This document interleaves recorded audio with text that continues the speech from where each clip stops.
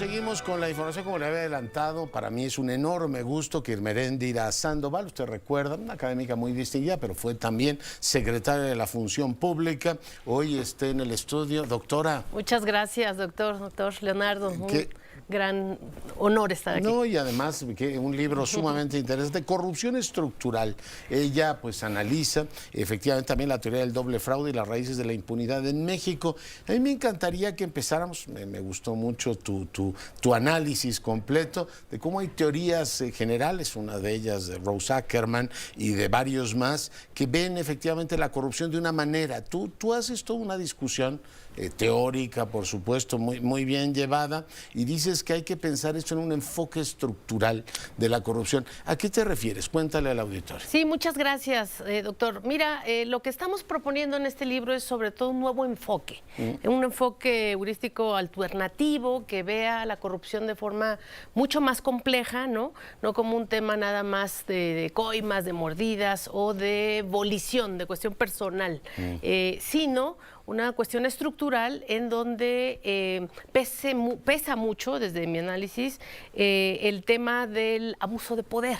Generalmente nosotros identificamos la corrupción con el policía, con el burócrata de ventanilla, etcétera, o con lo público tradicionalmente, el gobierno, el Estado, todo lo público, el representante popular, el diputado, etcétera. Y lo que digo es, hay que ver las estructuras políticas, ahí sí, pero las estructuras que están determinando el poder hoy, y el poder generalmente ya no nada más está en lo público, sino también en esas zonas grises en donde se vincula lo público con lo privado, o fácticamente el poder privado, el poder fáctico, digamos, entonces me parece que es muy importante que veamos esta nueva forma de entender la corrupción. Yo la apliqué, tuve efectivamente la posibilidad de aplicarla, digamos, en la Secretaría de la Función Pública cuando estuve estos 3 primeros años del gobierno todavía actual, y dio buenos resultados verla de forma estructural, porque la vinculo, este abuso de poder, independientemente de donde surja, si de lo público o lo privado, con lo que he llamado yo la hermana siamesa de la corrupción, que es la impunidad. La impunidad lacerante. Oye, tú arrancas el libro diciendo que la corrupción ha gustado ser inmune a los cambios políticos y a las grandes transformaciones del país. Oye, y por citar nada más una fórmula, yo no soy amigo de las fórmulas, pero esta es muy clara, ¿no? El enfoque, digamos, microorganizacional tradicional es corrupción igual a monopolio de la decisión pública más discrecionalidad menos rendición de cuentas. En tu enfoque es corrupción igual abuso de poder más impunidad, la prima hermana, menos participación ciudadana. Sí. ¿Que los ciudadanos nos vamos de vacaciones? ¿O qué? La voz ciudadana. ¿Un sabático o qué? La voz ciudadana, que es la que creo que tiene que estar mucho más fuerte, potente. En el tiempo que estuve yo al frente de la Secretaría de la Función Pública, tratamos precisamente de ciudadanizar el combate a la corrupción. Hicimos grandes esfuerzos por abrir vías de interacción directa con la ciudadanía. Como tú recuerdas, Leonardo, impulsamos este proyecto de los alertadores internos de la corrupción, que es además una cuestión que ya le debíamos a la sociedad desde hace mucho. Nosotros como país éramos signantes de todos los pactos internacionales de combate a la corrupción, en donde se nos obligaba a tener ya leyes de los famosos whistleblowers, ahora soplones, con los, bueno, una mala traducción lo de los soplones, yo lo traduje literal, más bien como alertadores, los que dan el pitazo de alerta. Ahora que acaban de liberar a Julian Assange, es muy emblemático que nosotros, en el momento que yo tuve la posibilidad de estar al frente de esta Secretaría de Estado, abrimos un proyecto para darles garantías a los informantes alertadores de la corrupción. Como tú sabes, los mexicanos que se atreven a dar el toque de alerta, lo que primero pierden es el trabajo en este país. Pero, y dimos buenas garantías. Pero ahí, digo, viendo tu experiencia y recordando tu discusión teórica, Rose Ackerman, por ejemplo, que hace un análisis muy amplio de la confianza, y lo decía, supone que si yo alerto a la autoridad, hay cierta confianza en la autoridad, va a ocurrir algo. En México tenemos al revés, la gente dice, la autoridad está del lado de los malos. Entonces, alertar no es fácil. difícil. Y me pareció muy interesante todo el desarrollo que recuerdas de un gran teórico. Yo recuerdo haber leído a Morris hace muchísimos años, Sí. cuando distinguía extorsión Sí. o sea, cuando el sistema se dedica a extorsionar a los ciudadanos o cuando los ciudadanos activamente aprovechan eso. Pero habla del amiguismo como Sí, un sí. elemento central. Creo que le llamas tú una zona gris en la corrupción, donde ya no sabes qué es lo público y qué es lo privado. Absolutamente. El amiguismo, nosotros lo tradujimos en la Secretaría de la Función Pública como el combate al conflicto de interés, porque no hay verdaderamente, digamos, esta tradición política de combatir el conflicto de interés. No se trata de estar nada más supervisando, digamos, declaraciones patrimoniales grises en trabajo de oficina, sino de ver en la declaración patrimonial qué es lo que realmente te conflictúa en los intereses para poner el interés público siempre prevaleciente sobre los intereses privados. Y cierta autonomía. Déjame poner lo que hoy dijo el presidente de Chávez. A mí me pareció el famoso hotelero. Yo estoy de acuerdo con que la gente ayude y pague impuestos, pero no sabía que de pronto Daniel Chávez era funcionario del gobierno a título honorífico, es decir, supervisa los avances del Tren Maya, pero además un benefactor de la Ciudad de México. Esto dijo hoy el presidente. Aquí voy a decir algo, ¿no?, que no se sabía. De repente llegó, siendo Claudia, jefa de gobierno, y le dijo, siguen teniendo el problema en la agrícola oriental de cuando yo era niño, de estar abasteciéndose de agua con pipa. Voy a aportar yo el sistema de agua y aportó creo que 100 millones de pesos.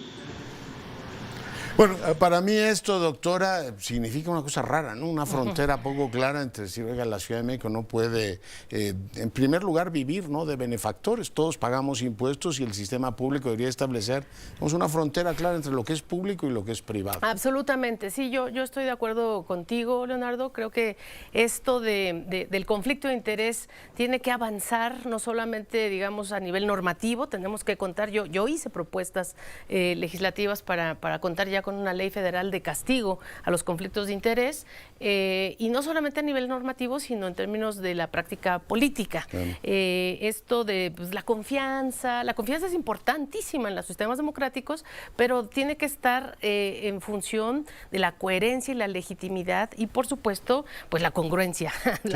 Si das 100 millones, pues muchas gracias, señor, Sí, pero a partir de ahí, exacto. ¿quién tutela ese dinero? Claro. ¿A quién se le dan las obras? Muy interesante, no vamos a hablar tampoco de geometría, pero tú tienes un heptágono de la integridad administrativa muy sugerente. Pero el doble fraude, ¿qué es el doble fraude, Irma? Lo que sostengo es que la corrupción a lo largo de los sexenios que hemos padecido en los últimos años no ha sido nada más para enriquecerse los bolsillos de los grandes políticos que tienen todo y más, sino para sostener un sistema político, pues precisamente sin esa congruencia, sin esa legitimidad, sin esa confiabilidad que se merece.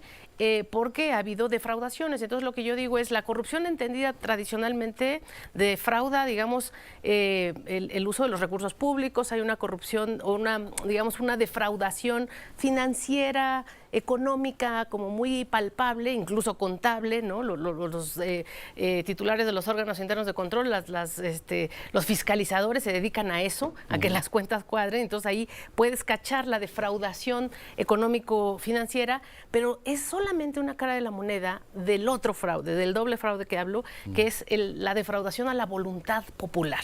Porque como ha habido constantemente estos fraudes electorales, lo que estás haciendo es expropiar la voz ciudadana, y en ese sentido creo que precisamente a eso me refiero en la teoría del doble fraude, caminando hacia esta cuestión de los conflictos de interés. Pero como capturan el sistema político, ¿cómo lo expresarías tú? Pues sí, hay obviamente... A través del financiamiento de campañas. Exacto, entonces por eso digo, las grandes corruptelas, si tú lo viste, lo vimos todos en la estafa maestra, por ejemplo, o en el epitoma, bueno, claro, el Fobaproa, que también tuvimos un libro que discutimos juntos al respecto, no, en el fraude de Odebrecht, ¿no?, que también es un epitoma de la defraudación a nivel de América Latina, fue para procesos electorales. Entonces, la corrupción a gran escala, la corrupción estructural, que es la que analizo en el libro y pongo a consideración de los lectores, es para seguir alimentando un sistema político de defraudación y de conflictos de interés. Déjame poner una pausa y terminamos la conversación. ¿Cómo no? Volvemos. Seguimos en conversación con la doctora Sandoval. Bueno, pues ya platicamos de la corrupción estructural, del doble fraude. Tiene que leer el libro, es muy interesante, aprende uno mucho. De los últimos capítulos, hablas también de lo que hiciste, lo que tú pudiste implementar. Ya hablaba yo de no el pentágono, sino el heptágono, como secretaria de la Función Pública. ¿Qué nos cuentas de eso? Mira, hicimos trabajo en 5 ejes, democratizar las tecnologías. A la fecha siguen vigentes mis proyectos en donde democratizamos las investigaciones, las transparentamos. Tenemos este portal que fue, digamos, muy importante para todos los informadores, que es el portal de nómina transparente. Entonces, democratizamos las tecnologías. Obviamente, ciudadanizamos el combate a la corrupción, dimos voz a los ciudadanos, pero muy importante es el combate a la impunidad. Y ahí, en función de este proyecto de la visión de la corrupción estructural, empezamos a sancionar, a utilizar con toda la fuerza ese derecho administrativo sancionador que estaba a cargo de la Secretaría de la Función Pública para sancionar a empresas. Impusimos sanciones a esas empresas que se habían vuelto en rentistas, ¿no? Se habían dedicado a vivir del erario, y sancionamos con más de 32,000 millones de pesos a diversas empresas de diversos signos, no solo a las que venden gomas y papel, sino empresas fuertes, ¿no? De capital fijo, a empresas farmacéuticas, a empresas de todo tipo.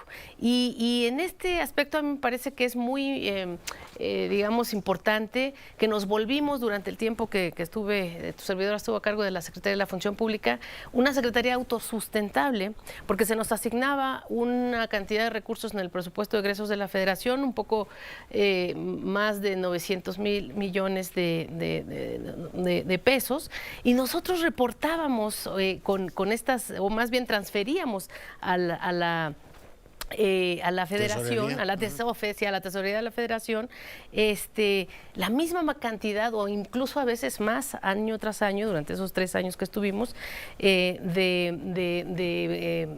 sanciones, a través, bueno, sí, de estas observaciones que hacíamos y además de las recuperaciones directamente. Hicimos una cantidad en los 2 primeros años de 2,000 millones de pesos como resultado de estas fiscalizaciones, de estas auditorías, de estas observaciones. Y entonces yo siempre he señalado, se lo decía al presidente en esos momentos. ¿No tocabas muchos intereses ya creados? Empezamos a tocarlos definitivamente, en el libro lo explicito. Porque esta corrupción estructural pues sigue existiendo, absolutamente, ¿no? Toma otros colores, pero siguen adaptándose, sí, ¿no? sí, obviamente en el libro expreso digamos, estos callos que pisamos, pero también los logros que tuvimos, porque las sanciones están ahí, ¿no? Incluso muchas y el dinero que aportaban a la Tesorería. Y el dinero que aportamos, no solamente, digamos, por las sanciones, sino también otro de las cuestiones fundamentales que hicimos fue el tema de la austeridad, muy debatida. Obviamente se abrió el debate desde el momento en el que se implantó esta política, y después que avanzamos en la ley, que además el presidente me la encargó de forma directa a mí, empezar la redacción, y lo hicimos, y tenemos hoy, ya lo conoces, la Ley Federal de Austeridad Republicana de Estado. Entonces, oye, te fuiste tú y como que la agenda anticorrupción se olvidó de este gobierno. Bueno, creo que es un buen momento ahora con la nueva presidenta, que me da un gran gusto que sea mujer. Yo creo que es un gran momento para que se reviva, ¿no? Todo esto, que las semillas ahí están, los proyectos, como te digo, se establecieron. Tengo gran expectativa también en la próxima secretaria. Con Raquel trabajé de la mano cuando ella era jefa del SAT, ¿no? Y está pendiente de que nombre al comisionado anticorrupción, que anunciaron. No sé bien cómo va a ser la figura. ¿Tú ya lo tienes claro? Todavía no. He sido muy crítica desde antes y lo sigo siendo, digamos, de exceso organizacional que a veces hay en términos del combate a la corrupción. Se dice mucho que para combatir la corrupción se necesita mayor institucionalidad de instituciones. Yo digo que lo que necesitamos más bien es voluntad política. Es lo que yo ofrecí y es lo que hice cuando llegué. Por eso es que, como decimos, pisé tantos callos y hubo tanta debate sobre el trabajo que hicimos. sobre mi llegada y obviamente también la salida, o sea, pero por la acción que estuvimos haciendo. Entonces, tengo buena expectativa en que con la doctora Claudia se reaviva el debate. Me interesa también mucho esto que dices tú de que a veces hay como una idea de que si tecnologizamos todo, adiós corrupción. Es como una especie de ilusión óptica esa, ¿no? Sí, pues están los mitos estos de la inteligencia artificial y las agencia digital va a resolver todo, exactamente. ¿No? Hay que reconocer que sí es importante hoy más que nunca tener estas herramientas, pero no engrandecerlas, mitificarlas y obviamente avanzar verdaderamente con la voluntad política y la democratización. Pues es un libro muy interesante, ya está disponible para quien lo quiera. En todas las librerías y además te invito a que tú lo comentes en las presentaciones, por favor. Lo haré cuando me invites. De momento soy yo quien te agradece que hayas venido. Al contrario, gracias doctora. Al contrario. La doctora Sandoval, autora, y es una investigadora hace muchísimos años de estos temas, corrupción estructural, la teoría del doble fraude y las raíces de la impunidad en México. Bueno, pues ahí tiene el libro. Israel, voy contigo.